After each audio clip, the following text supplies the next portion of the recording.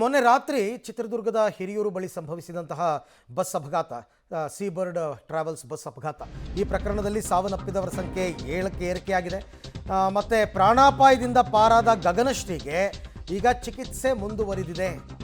ಬೆಂಗಳೂರಿನ ಖಾಸಗಿ ಆಸ್ಪತ್ರೆಯಲ್ಲಿ ಗಗನಶ್ರೀಗೆ ಚಿಕಿತ್ಸೆಯನ್ನು ಕೊಡಿಸಲಾಗ್ತಾ ಇದೆ.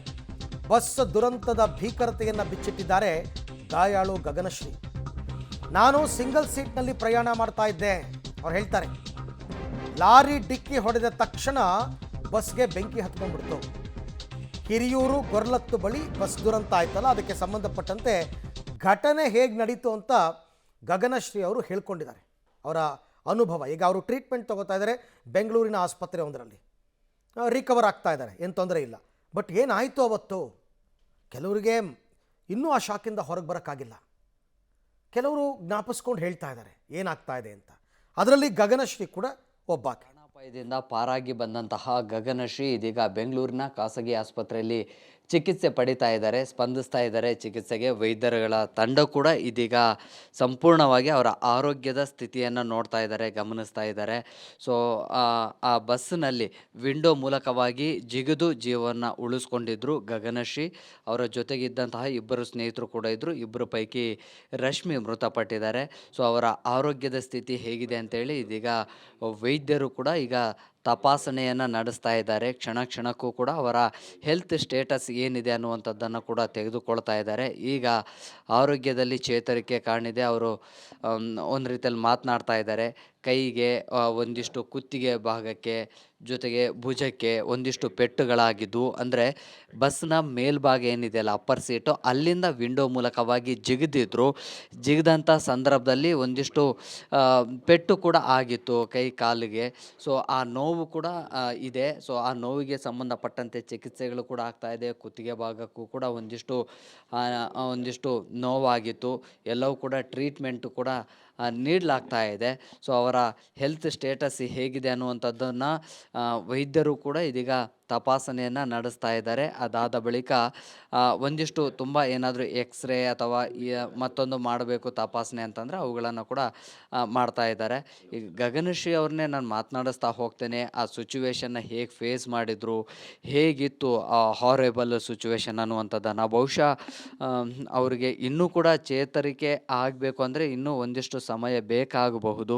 ಸೊ ಆ ಸಿಚುವೇಶನ್ನ ಹೇಗೆ ನೆನಪಿಸ್ಕೊಳ್ತೀರಿ? ಈಗ ನಿಮ್ಮ ಜೊತೆಗಿದ್ದಂತಹ ರಶ್ಮಿ ಜೀವ ಬಿಟ್ಟರು. ಸೊ ಎಲ್ಲಿದ್ರಿ, ಯಾವ ಸೀಟಲ್ಲಿದ್ರಿ, ಹೇಗಿತ್ತು, ಹೆಂಗೆ ಬಂದ್ರಿ?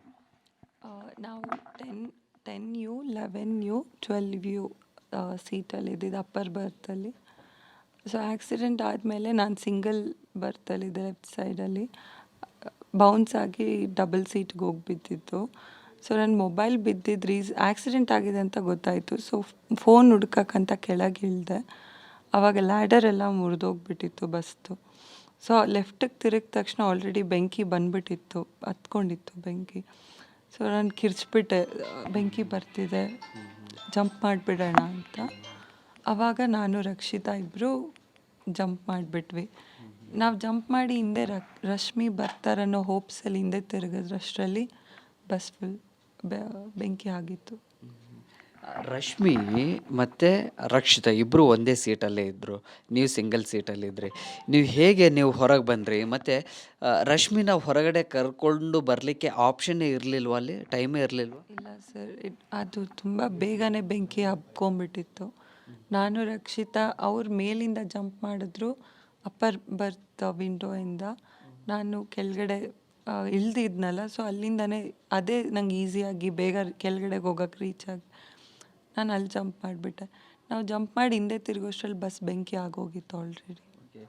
ರಶ್ಮಿ ಅವರ ಮನೆಗೆ ಪ್ಲ್ಯಾನ್ ಮಾಡ್ಕೊಂಡಿದ್ರ ನೀವು? ರಶ್ಮಿ ಅವ್ರಿಗೆ ರಜೆ ಕೊಟ್ಟಿರಲಿಲ್ಲ, ಹಾಗಿದ್ರೂ ಕೂಡ ವೆಕೇಷನ್ಗೆ ಹೋಗಬೇಕು ಅಂತ ಹೇಳಿ ಕೇಳ್ತಾ ಇದ್ರಂತೆ.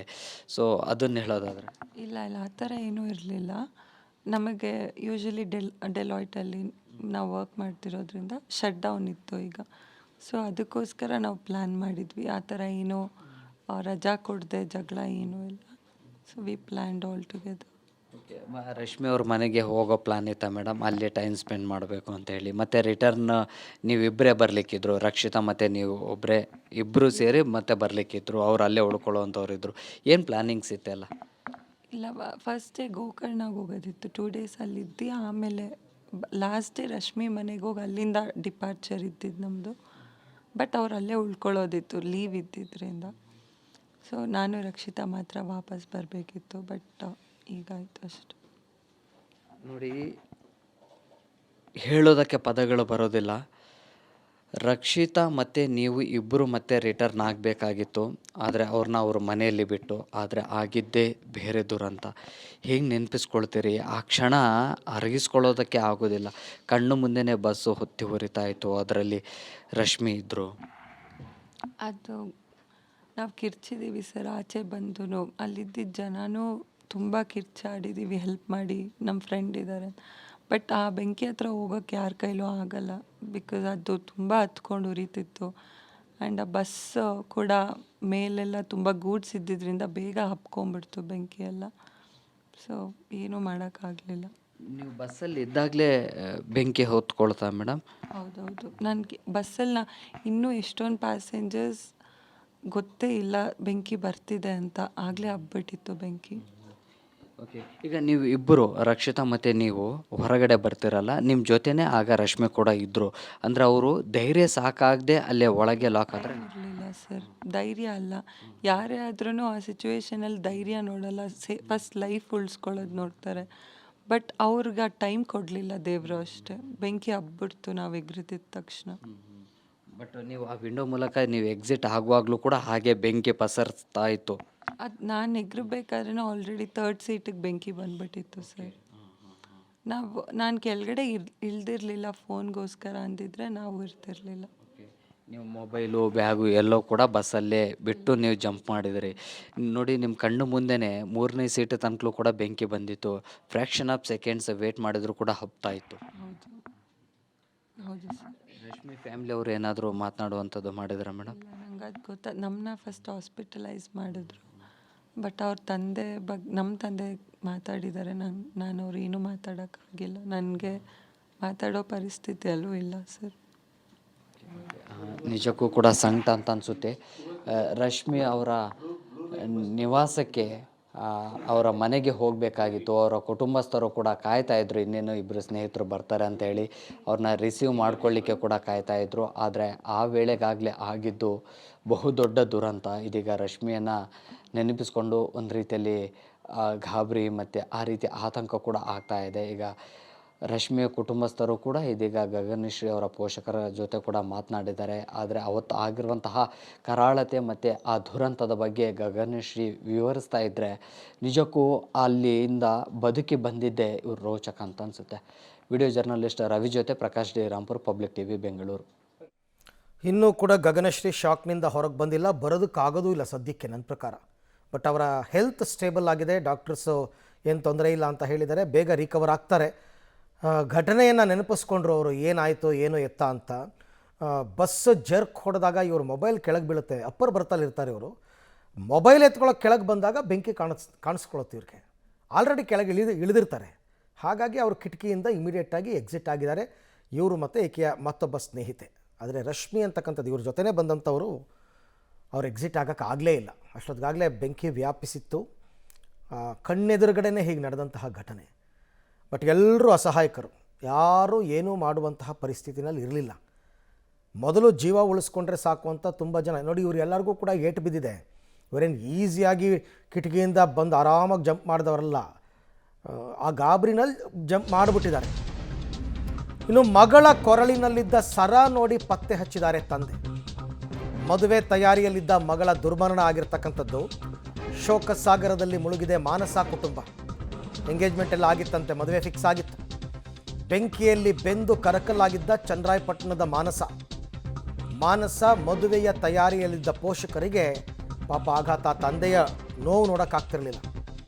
ಕೊನೆಗೆ ಅವ್ರು ಐಡೆಂಟಿಫೈ ಮಾಡಿದ್ದು ಹೆಂಗೆ ಅಂದರೆ, ಮಗಳ ಕೊರಳಿನಲ್ಲಿದ್ದ ಸರ ನೋಡಿ ಪತ್ತೆ ಹಚ್ಚಿದ್ದಾರೆ ಅವರು. ದುರ್ಗದ ಗೋರ್ಲತ್ತು ಗ್ರಾಮದ ಬಳಿ ನಿನ್ನೆ ನಡೆದಂತಹ ಭೀಕರ ಬಸ್ ಅಪಘಾತದಲ್ಲಿ ಚನ್ನರಾಯಪಟ್ಟಣ ಮೂಲದ ಮಾನಸ್ ಅವರು ಮೃತಪಟ್ಟಿದ್ದಾರೆ.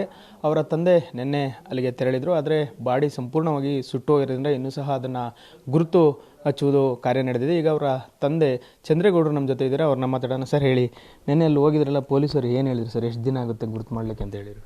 ಒಂದು ದಿವಸ ತಪ್ಪಿರೋ 2 ದಿವಸ ಆಗುತ್ತೆ ಅಂತ ಹೇಳಿದ್ರು ಸರ್. ಅದು ಲ್ಯಾಬಿಗೆ ಕಳಿಸಿದ್ವಿ, ಅದು ಬಂದ ಮೇಲೆ ಏನು ಕೊಡ್ತೀವಿ ಅಂತ ಹೇಳಿದ್ದಾರೆ.